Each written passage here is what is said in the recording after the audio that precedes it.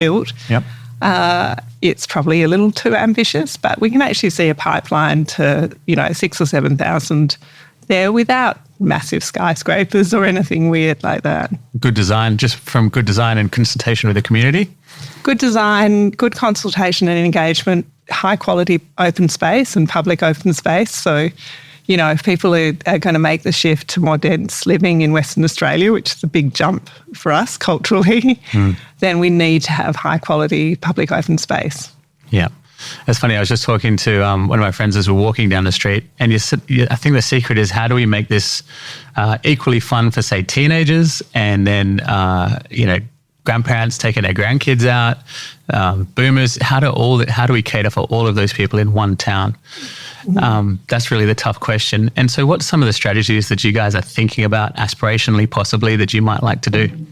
So part of it will be thinking about the city plan, which is kind of like, how do we want to design the city, and go out there and tell people the city should function so they can make good decisions. So that's like mapping out and saying, well, probably the West End, where we're sitting right now, in the beautiful heritage precinct of the West End, is not where we're going to be getting the density. We're not saying to anyone, come and try and put in 8 stories down here and make that work.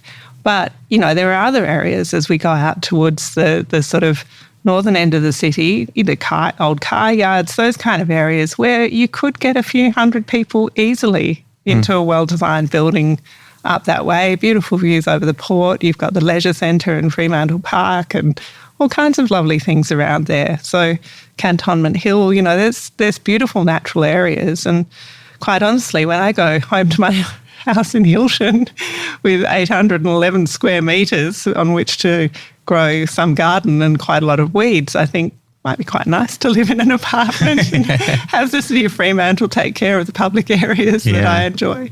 And how much is the local government behest to big companies that operate in the region? So, obviously we've got a really key strategic port. The state government likes the look of it. The federal government likes the look of it. How do you operate in local level and just go like, we still need to integrate community in this? Look, a lot of what we do, we have to do through influence. So planning, we still have some remaining planning powers, although they have diminished over the years and probably will continue to do so.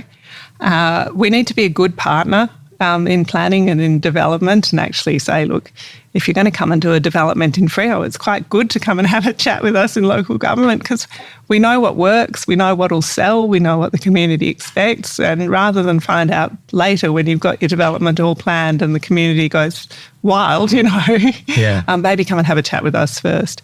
So we've got to be a good partner. A lot of what we do is through influence, where we work with the state or the federal government to try and get some of the priorities for Fremantle delivered.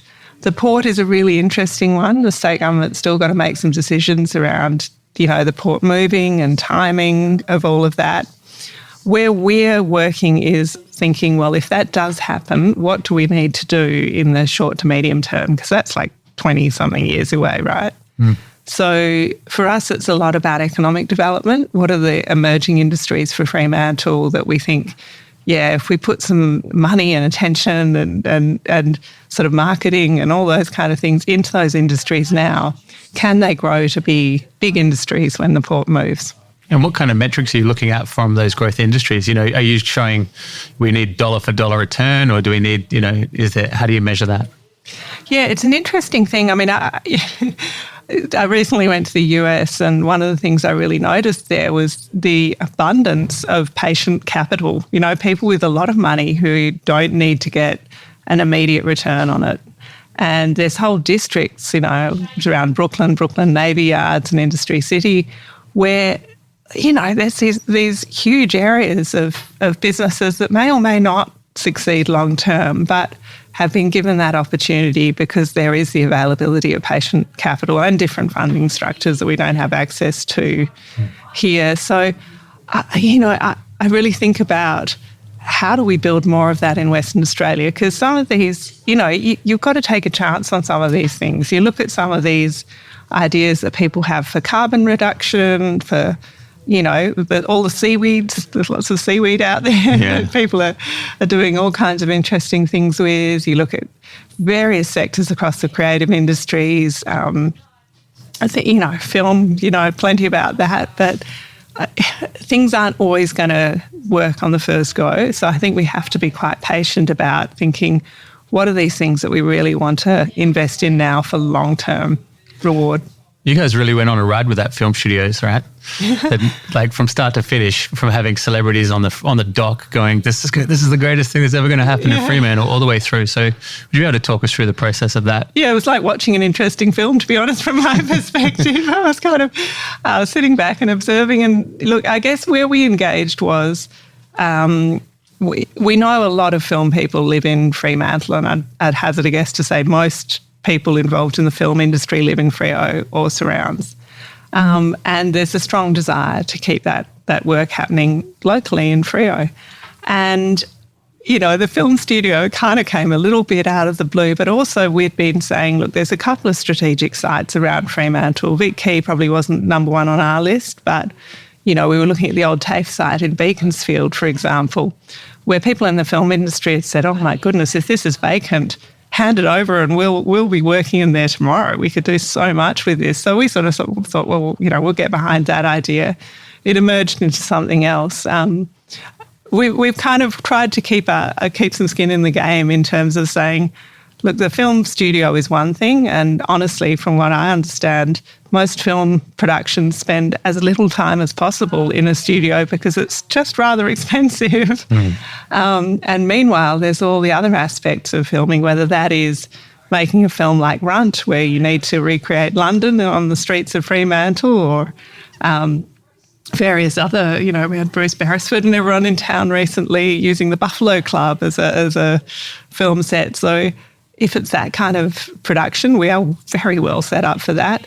But also all the post-production, I think there's a real opportunity around bringing some of that to Freo.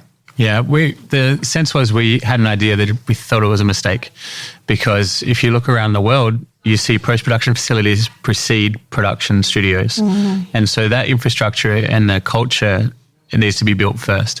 And I don't think the filmmaking crew are really operating as a collective in Perth at the moment, because A, it's so hard to exist, and you need to offset a lot of what you're doing with corporate work and shooting, you know, washing powder commercials and all this stuff that kills your soul, but that's what pays the rent. And then no one's really figured out the next level of self-sustaining film business model in Western Australia, in Perth, Western Australia, specifically Fremantle as well.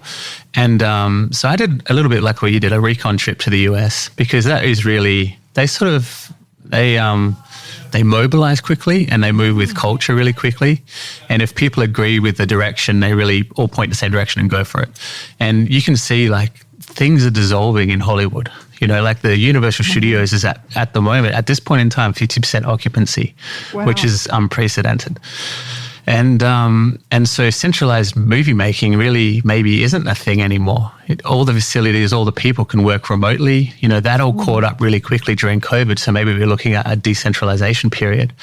And that thing, then you think, well, why can't Fremantle be a place for that? Yeah, absolutely. Yeah. I don't think there's anything that stops us from doing that. And, you know, in some ways, even things like the time gap help us. We work for the other half of the day, right? You know, 24/7 production almost with working, you know, between the States and WA. But yeah, I mean, it's an interesting point in time. I mean, I really noticed in LA particularly, but some of the, you know, other places in the States, there hasn't really been a return to work after COVID. So we were kind of fortunate in Fremantle, I think, in terms of the number of people who just kept coming to work during that whole period. You know, maybe not during the lockdowns, but there wasn't that kind of fear and concern around going into CBD. And I think Perth suffered from that to an extent, and they're still sort of trying to get everyone back to the office. But so many people in Freo work in small offices, and it's kind of, it just doesn't feel like you're not in a big office tower with thousands of people trying to all jump into the lift at the same time, right? So we haven't suffered in the same way, and I genuinely felt sad going through LA, you know, on a work day and thinking, wow, there's just nobody here. This is when I was looking for good coffee. It was a challenge. Did you manage to find any? Well, firstly, I got confused because I thought... First of all, we've got to establish that your standards are pretty high. My standards, I accept that my standards are very high, and I didn't help myself because I thought that half and half meant high-low, but in fact... it's half cream. So not only did I have jet lag, I was like, oh, why does my stomach feel so sick? Blame the coffee, but actually it's because I was getting half a cup of cream, and that is disgusting. So I learned pretty quickly that was not the way forward. It just ruined a lot of movies for me. When you see like police dramas or something, they're like drinking a coffee and whatever. You know what they're drinking, this battery acid stuff. Disgusting. I tried to be open-minded. I really did. I was like, and then the other thing, because I like a cup of tea, a little bit of English in the afternoon, I like to have a cup of tea.